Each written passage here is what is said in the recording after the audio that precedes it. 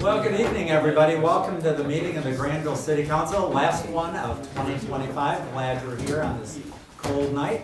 I'd like to call the meeting to order and ask Marcy to call the roll, please. Councilmember Flanagan. Here. Gelderlos. Present. Merringa. Present. Steenstra. Here. Sullivan. Here. Vanderwall. Present. And Mayor Mas. Here. Well, tonight for the invocation, Councilmember Steenstra will be giving that. So for those of you who wish, I'd invite you to stand for that invocation, and we're going to follow that with the Pledge of Allegiance. Pray with me if you'd like. We thank you, Father God, for our community. Thank you for Grandville, for its citizens, for its geographic location, for its employees, for its residents. And we just thank you for the many blessings of being able to live here. It's such a great place to call home. We thank you too for this time of year where we can celebrate with family the birth of Christ, and we can spend time with our loved ones, and we just thank you for what this all means to us and to our community. So we ask your presence tonight here in this meeting. Bless us as we talk, as we discuss, and again, may we all experience love at this time of year. We pray this in Jesus' name. Amen. Amen. I pledge allegiance to the flag of the United States of America and to the republic for which it stands, one nation, under God, indivisible, with liberty and justice for all. Thanks, Tim. Appreciate it very much. We have before you the agenda for tonight's meeting. Is there a motion to approve the agenda? So moved. Support. Support. Any discussion? All those in favor of approving, please say yes. Yes. Any opposition, please say no.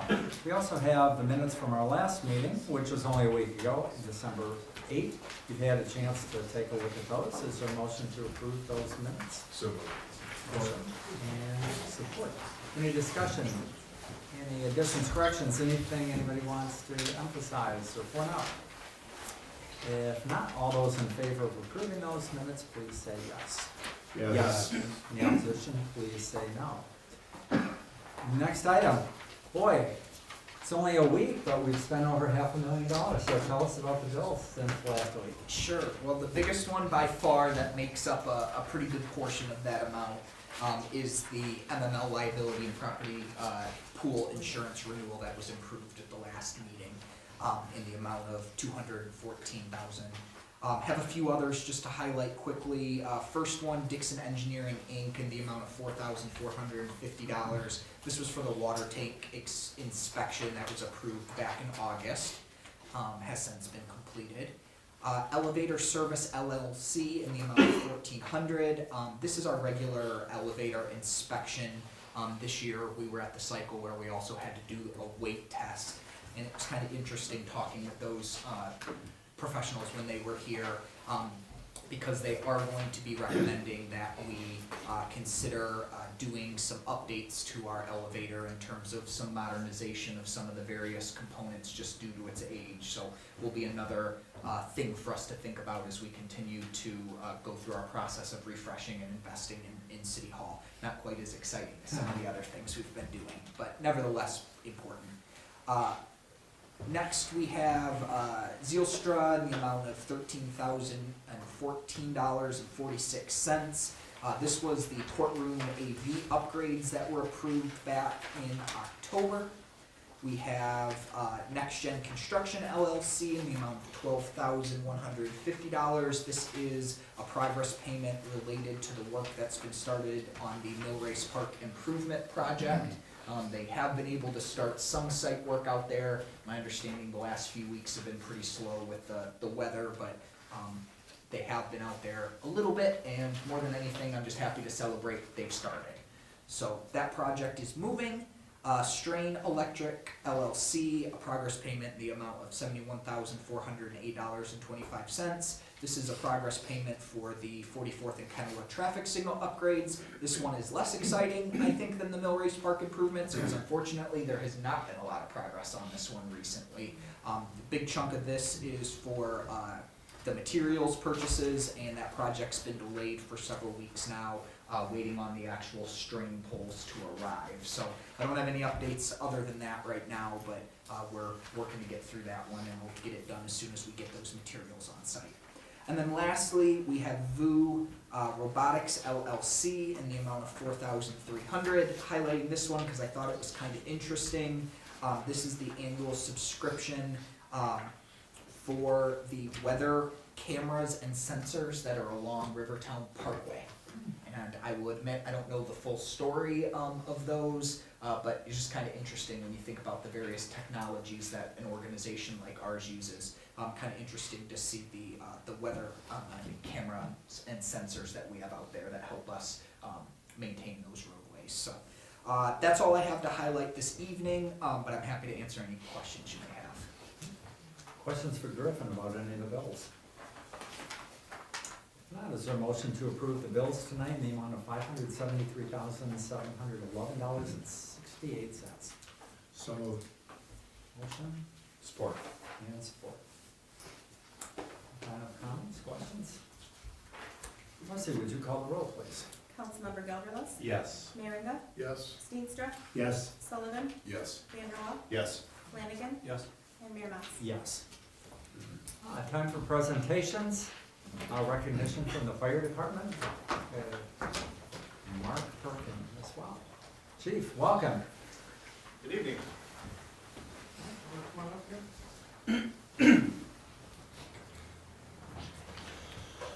Well, this evening I'd like to present Mark Perkin. Mark has recently retired from the Grandville Fire Department, and I'd like to highlight some things about Mark here. So after 31 years of service, Lieutenant Mark Perkin is retired from the Grandville Fire Department. Mark started at Grandville in October of 1994. When he started, he worked full-time at Johnson Carpet, as did several other of our firefighters. When a call would go out during the day, Mark and these other firefighters would run across the parking lot and be able to catch the truck as it was pulling out of the station. This effectively made Mark part of the Johnson Carpet Engine Company. Mark and the other firefighters could be counted on for over 90% of the time during the week to fill a truck to respond to calls. Mark left the flooring business and became a dispatcher for the city of Grandville. He moved to Wyoming as a dispatcher when Grandville and Wyoming combined their dispatch services. When Wyoming closed their dispatch center, Mark was hired at the Kent County Sheriff's Department Dispatch Center, where he still serves as a dispatcher. In 1994, Mark enrolled in an EMT program and was one of the top students in his class. That class was taught by retired Chief Mike May. In 2011, Mark and another firefighter designed and organized the department's award program. For his efforts, Mark received the Chief's Award for Excellence. Mark was promoted to lieutenant in 2013. In 2016, Mark received a Community Service Award for helping instruct a large series of hands-only CPR courses that the department had put together for the community. In 2017, Mark received a letter of appreciation for his actions during the response to a tornado that impacted Grandville and Wyoming. In 2018, Mark received 2 units commendations for his actions at a structure fire and for his work during the vice presidential visit to the 4th of July parade. In 2023, Mark received a unit commendation for being part of a crew that went well above and beyond their expected duties to assist a citizen who had fallen and dropped his keys down a storm drain. Mark has been an integral part of our department for many years. So on behalf of the Grandville Fire Department, I'd like to thank Lieutenant Mark Perkin for his many years of dedicated service to the city of Grandville. And although Mark has left our agency, he will continue to impact our missions as a dispatcher for Kent County. So, thank you, Sheriff.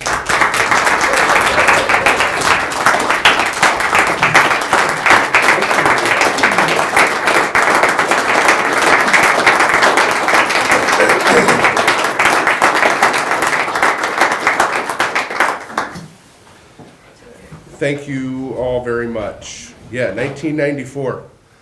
The Grand Trailer Park was still there, where the castle sits, and the mall was a cornfield. That's where we've come. I've had 30 years of watching the city council vote and approve on many different changes, good changes for the city. Supporting the fire department has been amazing. Thank you for your support. Thank you for your support with me. educating me, allowing me to serve the citizens of Grandville, which I've been very honored to do. And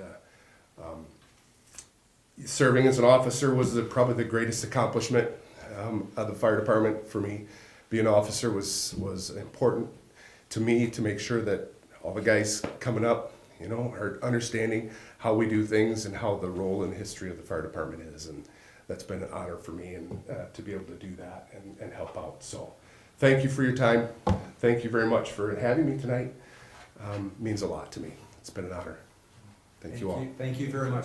So you're still at Kent County? I am, Dispatch? yeah. If any of you ever Come up get and a- visit. Any of you get a chance to go visit, it is the most unique, I don't know how many of you have been there, but if you get a chance to go, it's There's just some new faces. You've been amazing. there. Yeah, it's amazing. Yeah, I would love it. Just if you could arrange it with, I don't know if Griffin, you've been up to see us or I not. haven't personally. Arrange it with our director or assistant director and find a time. When I'm there, I'm glad to show you around my humble abode of what we And do. very calm atmosphere. I always thought it'd be like kind of frantic, but it's very. It has its moments. Yes, Does it has its moments. Yeah. You know, all it takes is a good storm or, you know, a tornado that kind of puts it over the edge. But for the most part, we prefer it that way. Lights are dimmed, Yeah. keeps everything calm, and I think there might have even been a dog there today. we have a service dog that's in our center. Yeah, one of my co-workers is a Army vet, and she has diagnosed PTSD. And her dog is a service dog. Boo is her name. Sorry, and she's provided by the U.S. Army for her, and it has been life-changing, literally, for her. I'd love for you to meet her and Booley, anybody that comes up to see us. It's been amazing. So, yeah. Thanks for keeping us safe all these years, 3 decades. Yeah, Wow. it's a long time. It flies by. So it's been a privilege. It's been an honor. Thank you. So thank you all very much. Thank you. Thank you.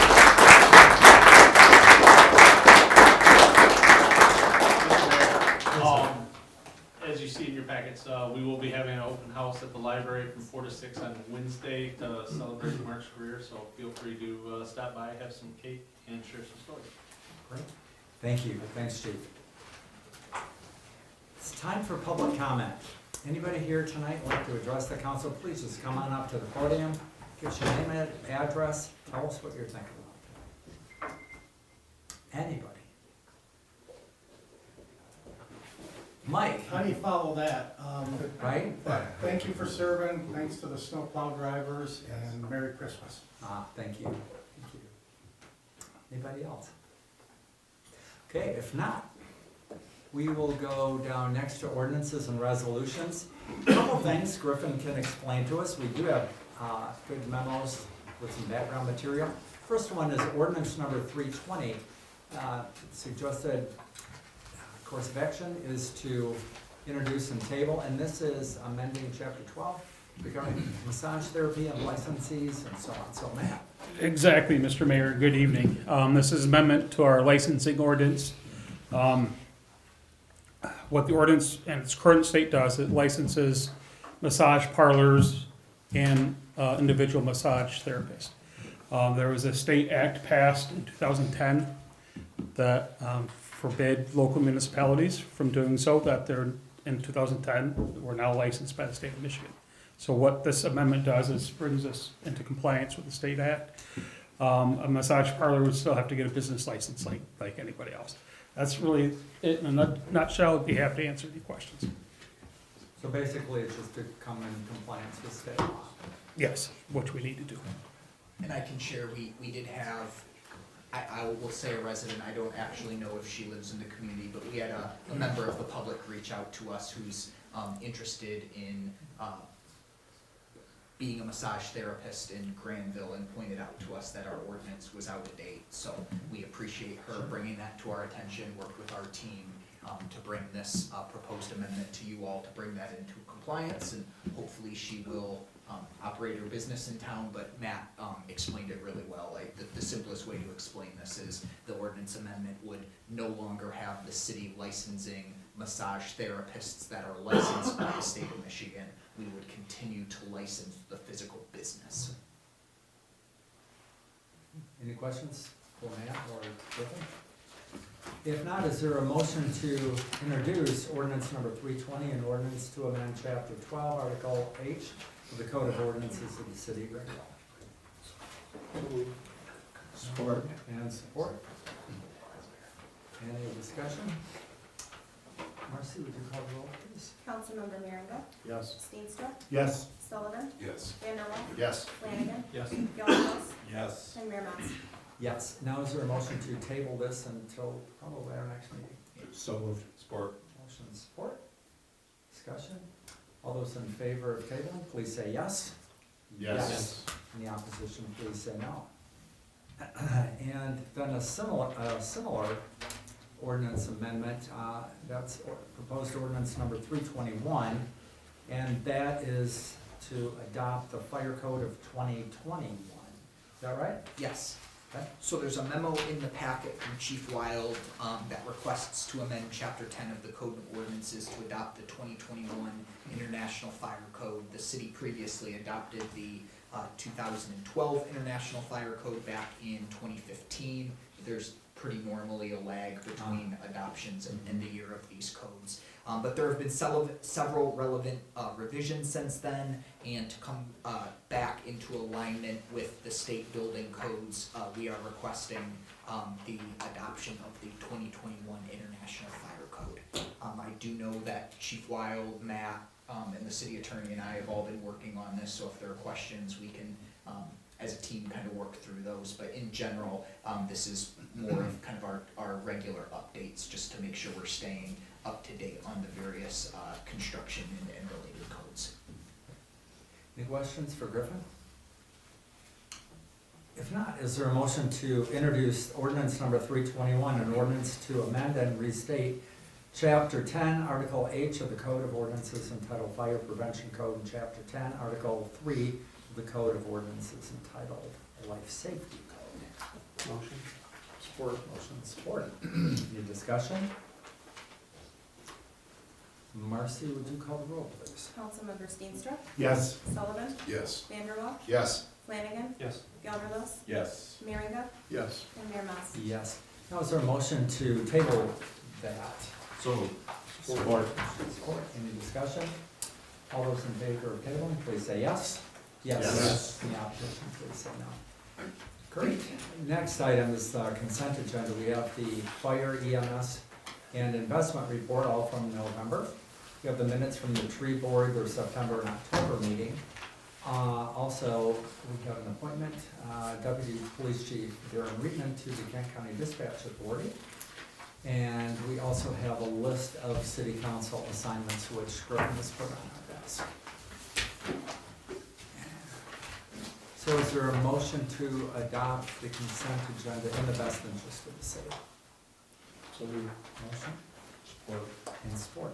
Any discussion, questions? Mayor, just a Yes, sir. clarification.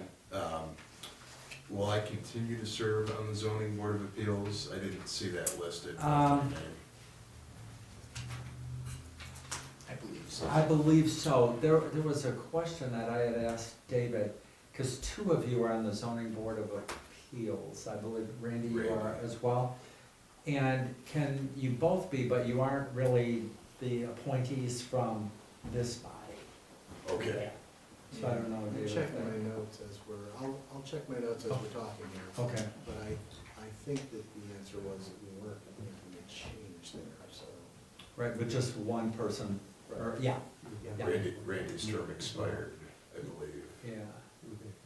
Yeah, did we talk about that at the last meeting, that, were you reappointed, or did we say with your term going off? I can look, I have the, I think I was going off. I think my memory is you were going off and you were staying on, and that made it where we were fine, because we didn't have more than one on there, but I don't think it took any other action. I don't recall exactly, but I think that's Okay. the case. Alright. We will confirm that as Okay. well, and I can send an update out to everybody, and if we need to take another action, we can. But at this time, Mike, my understanding is you would still be, on there.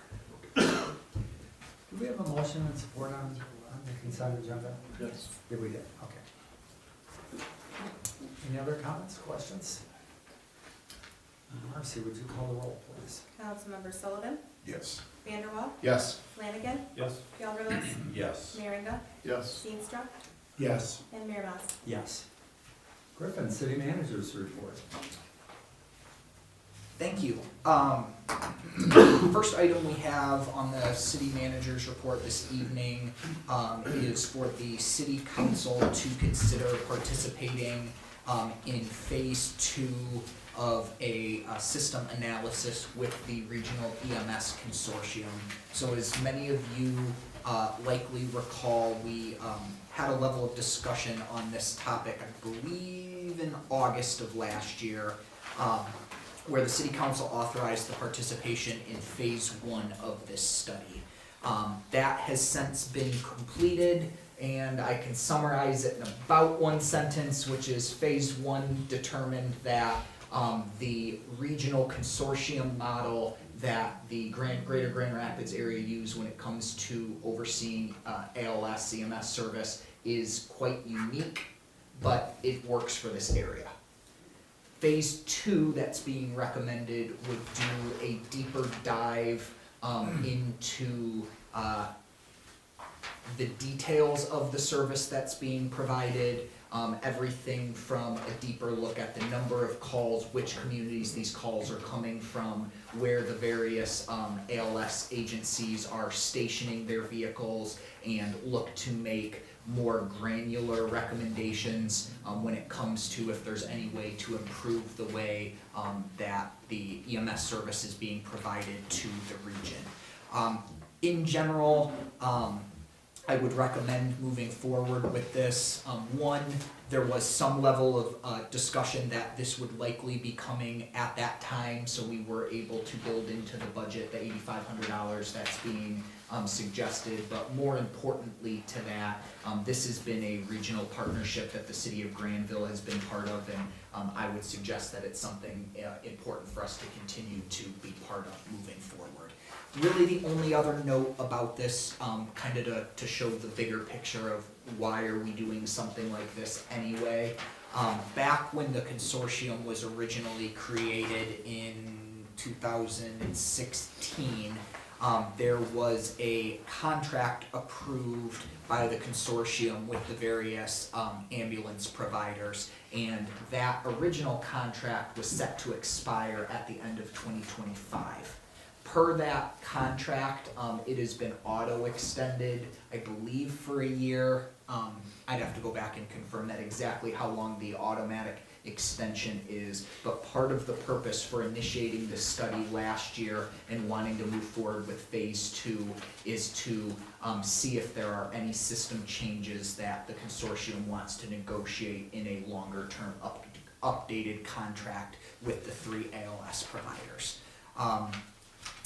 With that, I'm happy to do the best I can to answer any questions. I know Chief Wild's just getting onboarded on the EMS consortium as well, but he's got a lot better understanding, I think, of the nuts and bolts of ambulance operation than I do. But with that being said, the recommendation is for the city council to consider participating in phase 2 of the study.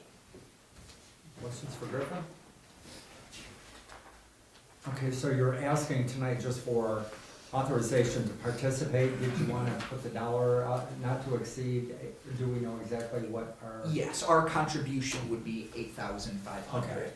The total cost of the study for this phase 2 part is $115,000. But it was negotiated with the consortium that because Grand Rapids is by far the biggest user of the regional services, they are funding 60% of the study. The other municipalities, it was split up to get to that flat fee $8,500 amount. The one exception to that is the city of Rockford is only paying $2,500, and that's because they are the only entity that's solely provided by one ambulance company, which is Rockford Ambulance. So yes, if you would be willing to authorize participation, you can say it would be in the amount of $8,500. Questions for Griffin? Otherwise, is there a motion to authorize entering into, or participating in the EMS consortium study with healthcare strategists in an amount not to exceed $8,500. So moved. Support. Motion and support. Any final comments? Questions? Marcy, would you call the roll, please? Councilmember Vanderwall, Yes. Flanagan, Yes. Gelderlos, Yes. Merringa, Yes. Steenstra, Yes. Sullivan, Yes. and Mayor Mas. Yes. Thank you, and if anyone would like to see that complete phase one report, I know a few of you did request it from me. I'm happy to share that with anyone I have it. It's a relatively large document. I didn't feel we necessarily wanted to include in the packet. And I will also be the one to admit it's not the most exciting of reads. But if anyone does want to see that, please let me know. We definitely can make that available. Yeah, I was just gonna say, before we get to the next Yeah. item, I just wanted to thank you in your memo for kind of a review of 2025 and some of the major accomplishments in that. And so now we're gonna talk about future. So, Absolutely, well, I thanks. think that's a great transition. So started my memo for this meeting, just highlighting some of the highlights of 2025. And, you know, we obviously, in the roles we all have, there's plenty of challenges to doing this public service, but I think it's something everyone on the council should be very proud of, and these things don't happen without all of your leadership in terms of a lot of what we've been able to accomplish this year. But with that being said, also wanted to take just a few minutes as we've started to do quarterly to just try to work through and give you all some updates on where we're at regarding the priority tracking spreadsheet. Not a ton of changes from the last meeting, and then admittingly there's at least one of them I'm going to be looking for a little bit of more direct guidance on.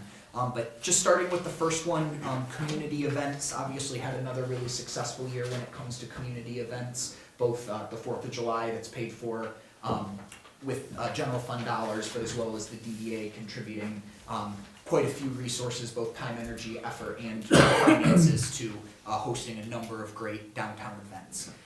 Supporting the redevelopment of Rivertown Crossing, obviously had a big success in settling that tax appeal earlier in the year, but more exciting than that is Matt was able to administratively approve some minor changes to their parking deck demolition plans. That was expected to take place this spring. It got delayed for a number of reasons. That's back on track and expected to take place this spring. So that'll be very exciting if they can break ground and make that happen. Gonna pause for just a second on enhancing gateway signs. I wanna revisit that one with the group. Comp study, we were able to complete and get implemented. Road and bridge plans making good progress. Recruiting mixed use to the downtown core. The council approved the brownfield plan with the Moxie project. We're in a little bit of a holding pattern with that one. They were counting on a grant from the MEDC to help make up part of their capital stack. And unfortunately, as part of the state's most recent budget, the MEDC took quite a haircut, including the funding that was anticipated for that project. So we're doing a little bit of problem solving right now, but their development agreement with the DDA is good through the middle of February. So we're still cautiously optimistic we're going to see that project move forward here sooner rather than later. Reviewing committee structures, roles, and responsibilities. You all have participated in that. Not a lot of progress related to a plan to connect 28th Street to the downtown. We've taken a little bit of a pause on that one. The DDA paid to conduct a warrant analysis, and that information's been shared with MDOT. My understanding is we're still waiting to hear back from them, but with some of the rumors about the potential of an aquarium, that discussion has gotten a little bit harder to get any direct guidance from MDOT on.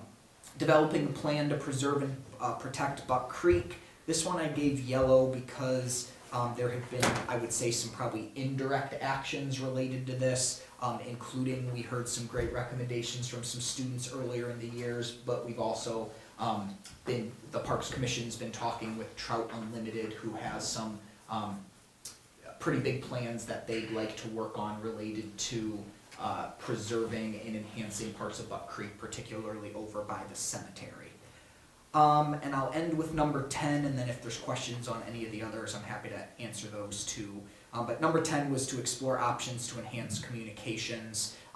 The council approved a proposal with Sabo PR earlier in the year. We just had a draft of that presented to the leadership team at the leadership retreat we hosted last week, and are anticipating that draft to come to council early in 2026, so there can be any conversations that may be necessary, needed as we move through budget. The one I really wanted to get some input on this evening is in relation to number 3, to enhance and refresh gateway signs. This was one of the highest vote getters going through this process with you all last year. I think you all know that the DDA invested in about $50,000 both to construct a new sign and landscaping that was installed on the corner of Wilson and 28th Street. Turned out really nice. I don't know if you guys have had a chance to see it in the dark. It lights up nice. I think it's been a really nice kind of enhancement to that downtown corridor. With that turning out so nice, I asked the same company that designed that one, Midwest Signs, to put a similar design together and to provide some quotes. And as we learned from when the DDA built that sign, they are quite expensive. So originally we had budgeted $15,000 to do a sign this year and $15,000 to do a sign next year, with the idea of putting one on Rivertown Parkway, close to the expressway exit, so kind of by the canal intersection over there, where I believe there was a sign many years ago that had since been removed. And also consider replacing the sign that had been taken down next to the closed Arby's. One of these signs is gonna cost roughly $35,000, and that's not including if we were to do any landscaping, which for all intents and purposes probably wouldn't need to be as involved as what the DDA did up on the corner. That's kind of a unique setting there. But what I was looking for is some guidance from the council on, do we want to do a large, not consistent, it's not exactly the same, but coordinated sign like what was done on the other gateway? Was the visioning when we did this to be something smaller, to be something simpler? Because if this is something we want to go forward with, my recommendation is going to be we wait to do another sign over by the old Arby's until that property gets redeveloped. You roll the $15,000 that was budgeted this year into next budget year. At that time, we would have closer to this full amount, and we could look at doing something like this down on the Rivertown Parkway kind of canal intersection. But really just wanted to get some input from you all. If we're gonna do it, my suggestion would be, let's do it something like this so it matches the other sign. It's in a kind of a timeless style. It's something that is gonna hopefully last for a long time. Otherwise, understanding the cost and this probably being a little bit more of a want than necessarily a need. I just wanted to get some input on how you all felt, I guess, with this design, with that location, with the cost, and just kind of get some input from you all on where you see this going next. Thoughts, Tim? Oh, have we had any inquiry or action on that Arby's property? We have. Yeah? Yeah, And so. do you anticipate that that's going to be something that someone moves on in the next year? I am hopeful. We've had a company that I'm not gonna say right now because I don't know if it's been released publicly, that has been poking around it on and off for 6 or 8 months now. It got quiet for a while, but I think they've been inquiring again. So I think we're cautiously optimistic there's a project that could happen there, and that could maybe give us a good opportunity to revisit some kind of signage in the future. Yeah, I like that idea, I really do. So the old sign was on the northwest corner, correct? The one on, over by Canal in Rivertown? That's gone now? Yes. And this would be going in that location? That is what we were thinking, yes. So in a very similar location, but this would obviously be bigger than the sign that was there previously. This is a very similar design to the one that was installed. The biggest difference is instead of saying welcome downtown Grandville, it says city of Grandville, but it would coincide very nicely. There would be a brand or there would be a level of consistency that I think people would start to see or feel. Josh? Do we own that lot there on the corner then? That's my Is it city property? understanding. That's what we assigned there before. Do we own, does the city own that lot on the corner then? On Canal? On Canal and, Yes. Rivertown? Where we had the sign before? Yes, city property. Okay. I don't know, this looks like kind of a big sign, but maybe it needs to be that big to be able to have good visibility because it's set back a ways from the road and it's high traffic, but I like the design. I guess I would just suggest instead of having kind of the downtown graphic to put the city logo there instead, because it's kind of downtown sort of proprietary branding, I think, isn't it? For the, like the DDA's branding. This is not a proprietary thing. The one concern I would have is we can definitely look at putting the city's logo there. The concern about putting a logo is this sign, I think at this price point, we're hoping this is a sign that's gonna last for decades. I would say 15 to 20 years, hopefully, is if we put a logo on there and the logo was We to change. Yeah.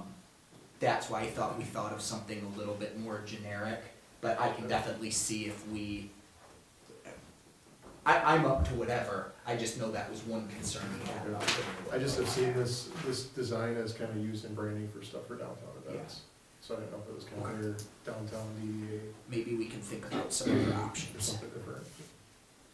It's a nice looking sign, I mean, it's well done and looks like high quality, it's good visibility, the one, 28th and Wilson is well done. So. They're just expensive, that's, Right. I mean, that's the biggest trade-off there is just, when you all provided kind of that as one of your priorities for this year, really I just built off of the success the DDA had with that sign, but I will also admit, I mean, if you all had a different vision for what you were thinking in terms of signage when we did that strategic planning, I mean, please let me know. We can definitely look at other options, but I just figured we had success with that one. Everyone seemed pretty happy with how it turned out. The vendor was great to work with. It's just, if we like how that one turned out, we could do something quite similar. It just likely would probably need to wait another year to make sure we've got the money there. Yeah, Josh, good points. I mean, like the logo behind Mayor Moss's head, I mean, nothing's changed in the branding of City of Grandville since 1852, so. Oh, I don't know about that one. Yeah. I agree though, I think that's a downtown logo per se. I was part of the steering committee when we hired, I can't remember the name of the company to help us with branding downtown. So I like that. I also think pausing on the west side of RVs is important. I think part of our drive to this was removing the sign that had ambucks and things that don't actually no longer exist, right? And those wooden signs have come down and it's gone, and maybe that property owner will be amicable to helping us out here. We also spent some money to refresh some of our signs when you get right to the downtown quarter, right? Didn't we just pay a few bucks to power wash? The DDA had those power washed, yes. On Yep. both sides, That's my understanding. east and west end. So I think pausing on that one's important. These signs are beautiful. I mean, it's great. I'm cautious that we don't want to look like our neighbors to the west that has a huge monument at every intersection. Fill in the blank of who that might be, but that's my concern. But these are beautiful. I mean, this is what we want. So I guess if I can frame this again slightly different is understanding this was one of the priorities you all set and want to do the best I can to try to move those forward. Are you all comfortable with the route of we essentially, because of the cost of what it would take to do something like this, do you want me to look for smaller, simpler options that maybe fall within the 15,000 we have budgeted this year? Are you comfortable with pausing, rolling that money into next budget year, and then maybe we can revisit this again when we get more into budget season? Are you guys comfortable with kind of prioritizing that Canal and 44th Street location? I just wanna make sure we're making progress that's kind of in alignment with what your expectations are. I also know, I think from staff standpoint, if we're gonna do it, let's do it right. Let's do something that's gonna last for a long time, something we're all gonna be proud of. But I wanted to bring this because it was one obviously, there has been progress made. We have a beautiful sign on 28th and Wilson now, just as we kind of moved forward with what other options, was really just looking to see where all your minds were at in terms of kind of next steps. Yeah, I like the sign and I like it, the Canal Street location, and maybe just hold off a bit till we do one study with us. I'd be okay with seeing if there was a couple different options too. Cause actually I don't know if a sign this big would fit over where Arby's is, cause the one that was there wasn't really that big. A sign like this would not. Yeah. No, I mean, a sign of this scale definitely wouldn't, and that's a challenging location because we get involved with MDOT right away. But at the location on on Rivertown and Canal, again, it's so big and open, you would very likely want something larger. But again, the other option is we can put, much simpler, almost like made in the sign shop, like signs that say welcome to Grandville. I look at that as signage, not necessarily gateway signage, if you will. I like Josh's idea, maybe if we can have a couple other ideas, and maybe Midwest Sign has a smaller version of this. I mean, those parcels they're big, but they're not coming off the highway like we did with this, right? I mean, this person in this image is, 5.5 feet tall. I mean, that's a big sign. That's a big sign. That's a big sign. I mean, the one by 28th and Wilson looks great, but it's also like a major corner, there's a big huge flagpole there, we planted trees. Absolutely. It's a very prominent corner, whereas the canal one is kind of more, you really only gonna can see it if you're driving one direction, and I don't know, I just said to have a few different options to work with and see what's possible would be great. We will keep working on it, appreciate it. Were there any other questions, or you all would like any other updates about anything else on the priority tracker? I don't wanna talk everyone to death this evening, but, I would just say, I mean, in general, we're continuing to make good progress on a lot of these items, and I would use this as probably the good opportunity to also offer the friendly reminder that we do have, our 2026 strategic planning planned for the end of January, and can likely take some of these items, the ones that have been accomplished, fantastic, the ones that are ongoing, would just encourage us all to consider, do those continue to be priorities as we move forward? Are there other things that have become more important, more urgent, more relevant than others? But otherwise, we'll continue to keep working on these.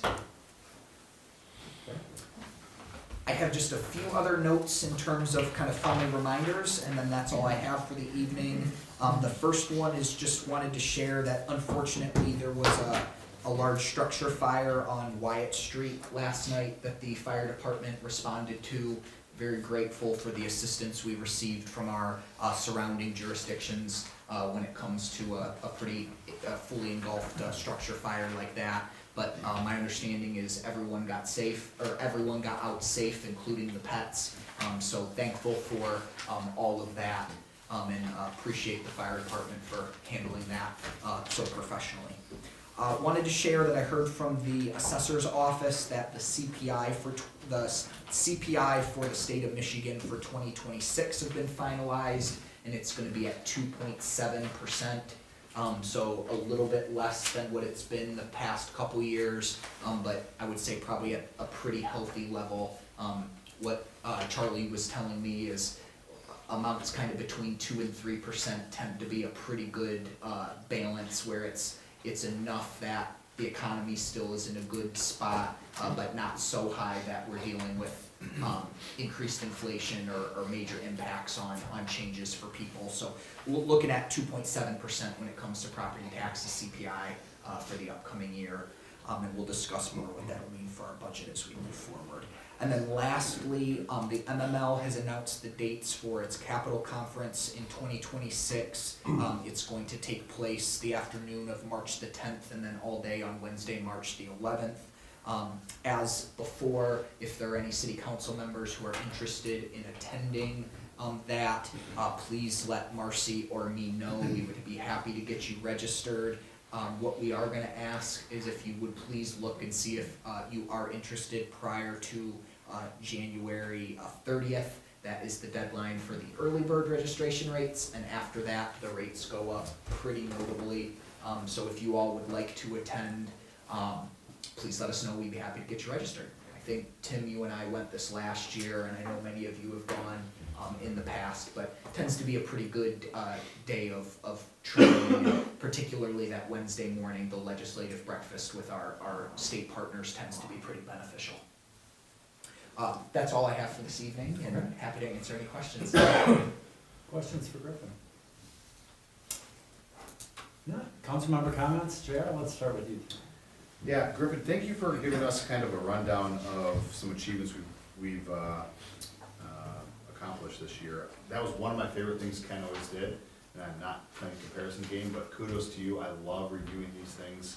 In part of my notes I keep, these are some awesome things. We have done some incredible things this year, so thank you for highlighting those and honestly remembering what we did 11.5 months ago, right?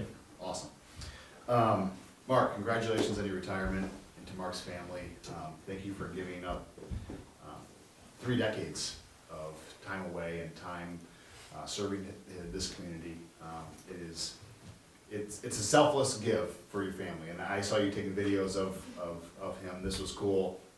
I have been down to Kent County Dispatch. It's incredible. I suggest anybody that goes, it's awesome to go see. Go on a day that it's going to be weird because it's more exciting. Like you said, a storm, or like the first warm day of the year, everybody gets crazy and wants to go do things. Those are great things. And I just want to say Merry Christmas and Happy New Year. We won't be back in here until 2026, so we've had a great year.